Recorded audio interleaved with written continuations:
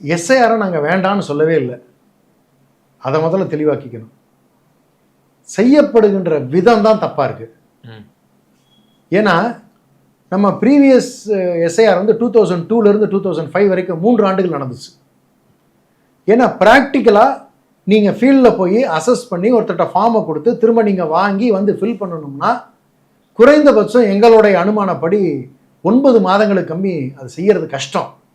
ஏன்னா அதில் ஈடுபடுத்தப்படக்கூடியவர்கள் யாருன்னு சொன்னீங்கன்னா ஆசிரியர்கள், அங்கன்வாடி பணியாளர்கள் போன்ற அந்த கிராமத்தில் தொடர்பு இருக்கக்கூடியவர்களை வந்து ஒன்றிய அரசினுடைய எலெக்ஷன் கமிஷன் நேரடியாக அவங்கள கையில் எடுத்து அதை இம்ப்ளிமெண்ட் பண்ணுது.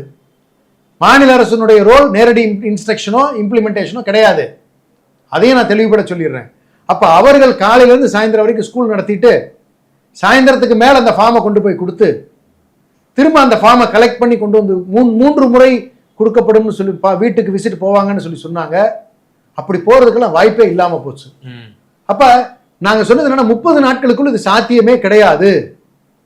தவறான அணுகுமுறை, அவர்களை சிரமப்படுத்துகிறீர்கள். அரசு ஊழியர்கள் பெருமளவில் மனதளவில் பாதிப்புக்குள்ள சூசைடே நடந்துச்சுங்க. நம்ம மாநிலத்தில் மட்டும் நடக்கல, கேரளாவில் நடந்துச்சு, வெஸ்ட் பெங்காலில் நடந்துச்சு. ஏன்னா அவ்வளவு பணிச்சுமை, நீங்க அவ்வளவு ப்ரெஷர் பண்றீங்க அவங்களையெல்லாம். அப்ப அது நடத்தின விதம் தவறா இருக்கு. ஏன் இப்படி குறுகிய காலத்துக்குள்ள அவசரப்படுறீங்க?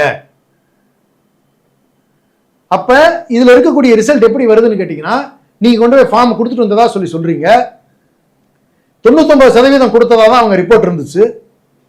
கொடுக்கும்போதே செத்து போயிட்டாங்கன்னு சொல்லி அந்த ஃபார்மை திரும்ப அப்போ என்ட்ரி போட்டு வாங்கிட்டு வந்து நீங்க என்ன சொல்லியிருக்கணும்? 26 லட்சம் பேர் இன்னைக்கு செத்து போயிட்டாங்கன்னு சொல்றத அன்னைக்கே நீங்க டெய்லி ஸ்டேட்மெண்ட்டை ரிலீஸ் பண்ணிருக்கலாமே. பீகார்ல என்ன பண்ணீங்க? நீங்க டெய்லி ஸ்டேட்மெண்ட் தானே ரிலீஸ் பண்ணீங்க. இங்க மட்டும் ஏன் டெய்லி ஸ்டேட்மெண்ட் ரிலீஸ் பண்ணல? கடைசியா அறிவிக்கிறாங்க, மொத்தமா வச்சு அறிவிக்கிறீங்க. ஃபார்ம் எவ்வளவு பேர் கொடுத்தீங்கன்னா அதெல்லாம் ஃபர்ஸ்ட் 5 நாட்கள்ல 75% கொடுத்து முடிச்சிட்டோம்.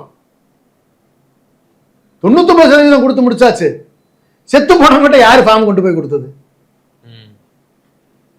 அப்ப அப்பவே இவங்க எல்லாம் இல்லைங்கிற தெரிஞ்சிருக்கும்ல. அப்பப்போ ஒரு அறிவிப்பு கொடுத்துருக்கலாம்ல. அப்ப அது ஒரு சந்தேகம் வரலையா நமக்கு?